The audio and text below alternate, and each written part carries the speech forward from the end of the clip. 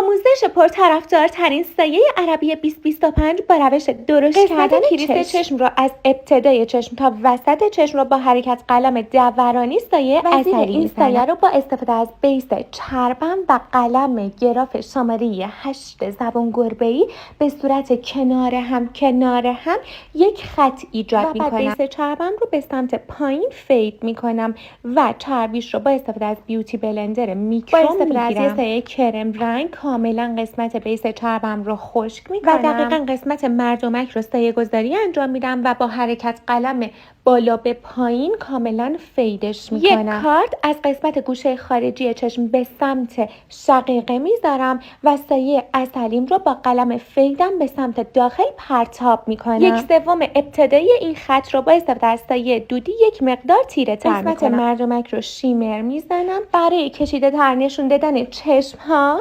انتهای سایم رو با استفاده از بیس چرب به صورت کنار هم یک خط ایجاد میکنم و کاملا با پنکیکم خشکش میکنم. قسمت روشنی چشمم رو با قلم و چسب نیکس کاملا چسب میزنم و شاین دلخواهم رو قسمت